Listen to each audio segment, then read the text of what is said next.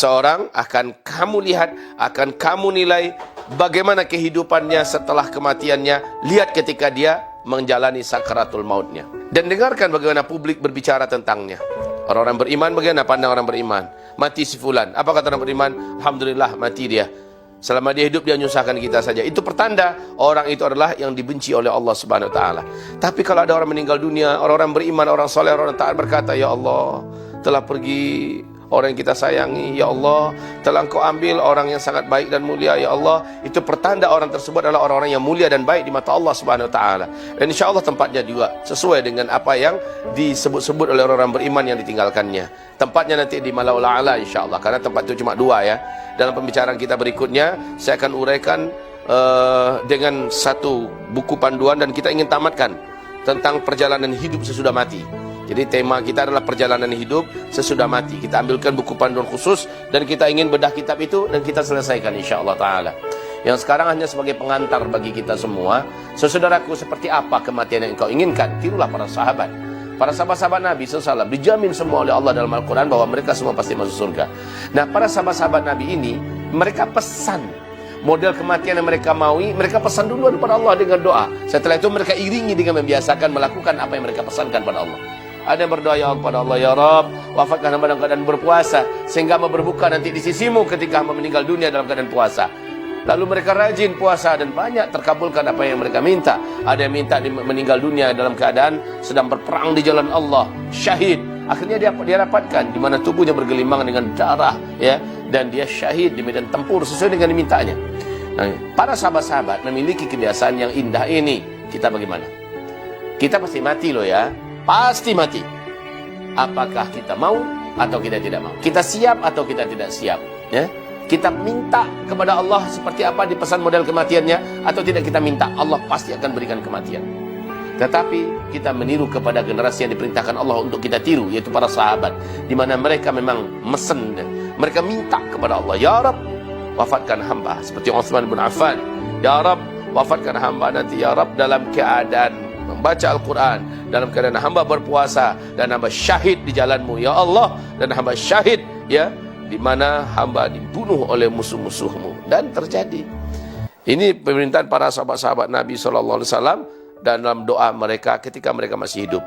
Kita tiru itu. Tetapi setelah berdoa, biasakan untuk melakukan apa yang kita pesankan dari Allah Subhanahu wa taala. Sahabat-sahabat dan saudaraku yang tercinta, kematian itu hanya satu kali ya di kehidupan dunia ini. Dia tidak akan terulang lagi.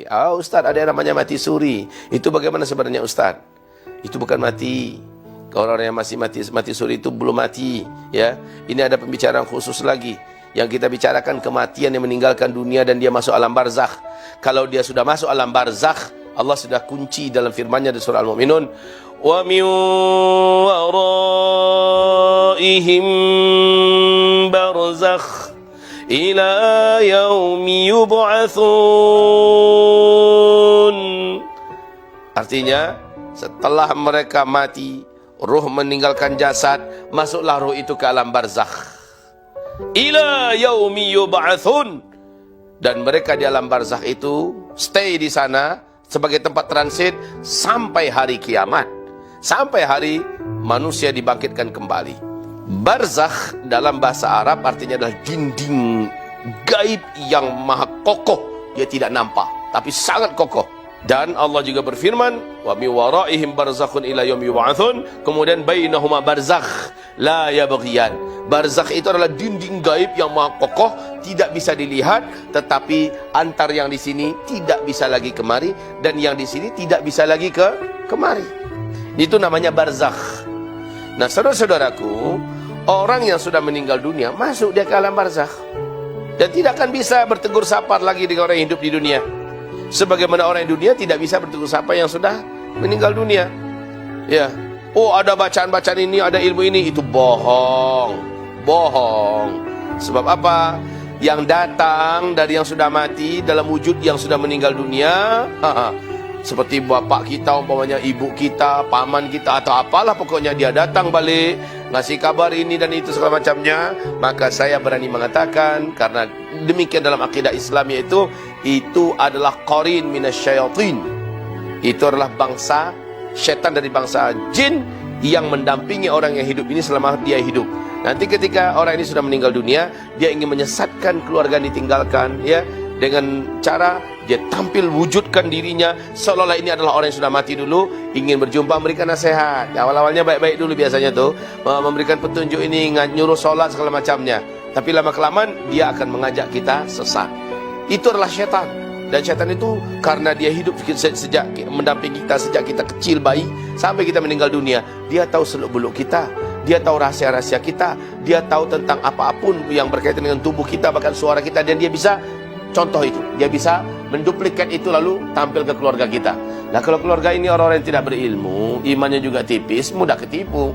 Akhirnya, oh mak kita datang, oh bapak kita datang, bohong. Itu adalah syaitan, ya, itu adalah syaitan.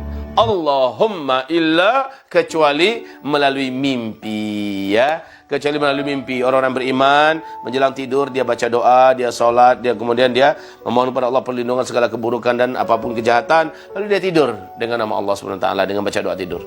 Kemudian dalam tidur dia bermimpi berjumpa dengan orang yang sudah meninggal dunia, ya.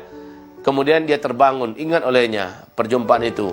Maka itu adalah cara Allah untuk mempertemukan, ya, cara Allah untuk mempertemukan, karena nafas kita sudah ditarik. Dalam malam itu waktu kita tidur itu nafas ditarik dan itu mengalami pertemuan. Nah, Allah saja yang mengatur. Tapi di luar daripada itu nggak ada. Dalam keadaan nyata datang orang yang sudah mati meninggal dunia. Oh, nggak ada, itu tidak ada. Bahkan kata Rasulullah, Dajjal membangkitkan orang yang sudah hidup dari kuburan-kuburan mereka.